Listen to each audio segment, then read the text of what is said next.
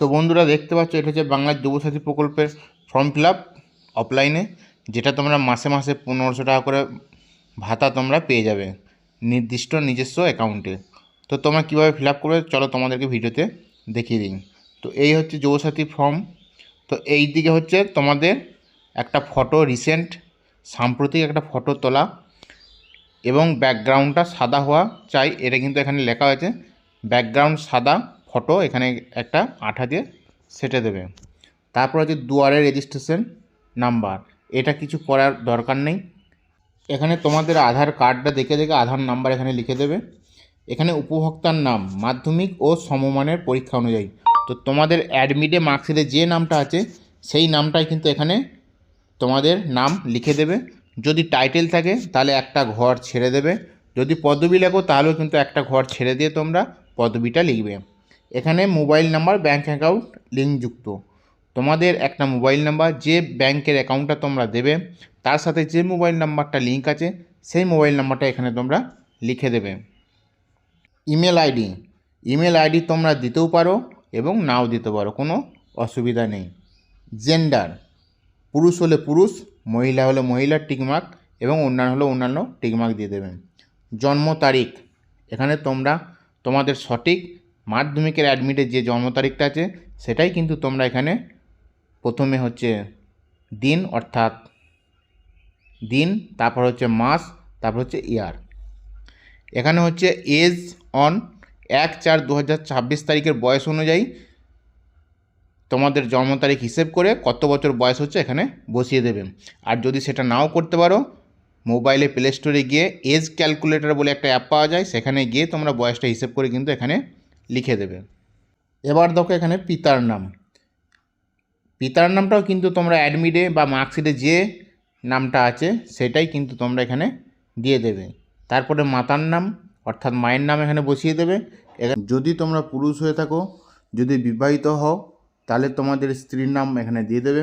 যদি তোমরা মহিলা হয়ে থাকো, যদি বিবাহিত হয়ে থাকো তাহলে স্বামীর নাম এখানে দিয়ে দেবে। আর যদি বিবাহিত না হয়ে থাকো, অবিবাহিত থাকো, তাহলে কোনো নাম এখানে কিছু লেখার প্রয়োজন নেই।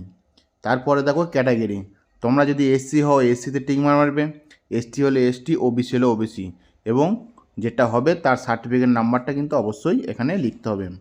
এখানে আছে বৈবাহিক অবস্থা, তুমি যদি আনম্যারিড হয়ে থাকো আনম্যারিডে টিক মারবে, যদি বিবাহিত হয়ে থাকো তাহলে বিবাহিত টিক মারবে, যদি বিধবা হয়ে থাকো বা বিচ্ছিন্ন যেটা হবে তোমরা সেটা টিক দেবে।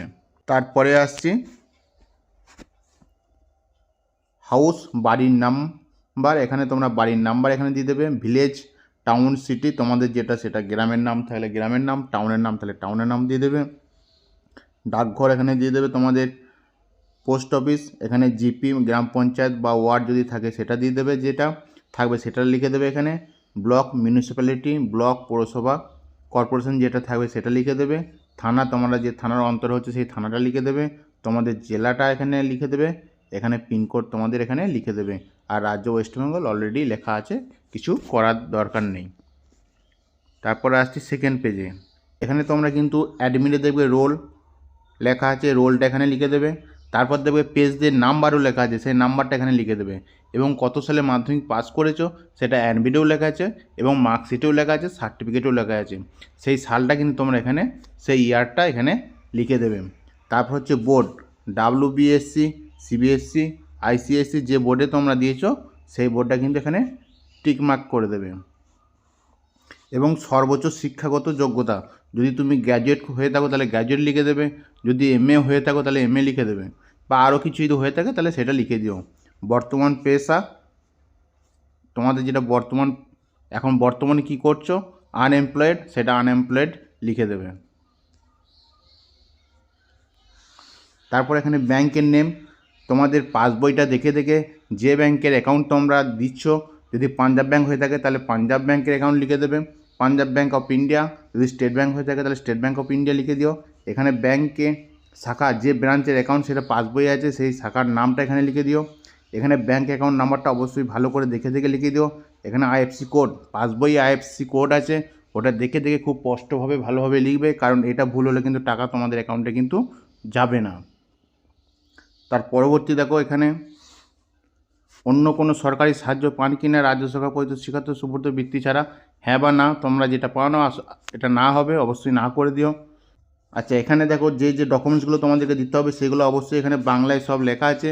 যেগুলো জেরক্স করে দেবে সেগুলো কিন্তু সেলফ অ্যাটেস্টেড অর্থাৎ নিজের সিগনেচার ডেট দিয়ে কিন্তু জেরক্স অবশ্যই জমা দেবে। ঘোষণাপত্রটা ভালো করে পড়ে তারপর এখানে নিজেদের সিগনেচার করে দেবে, এখানে ডেট তারিখ উল্লেখ করে দেবে। তারপর এই ফর্মে আর কিছু লেখার প্রয়োজন নেই। তো এই ছিল আজকের ভিডিও। অফলাইনে কীভাবে যুবসাথী তোমরা ফর্ম ফিল আপ করো সেটা আজ দেখিয়ে দিলাম। যদি তোমরা অনলাইনে করতে চাও কীভাবে করবে সেটাও পরবর্তী ভিডিও আসছে, তাহলে অবশ্যই কমেন্ট করে জানিও। তো যদি ভিডিওটি ভালো লেগে থাকে তাহলে অবশ্যই চ্যানেলটি সাবস্ক্রাইব করে পাশে থেকো। থ্যাংক ইউ, ধন্যবাদ।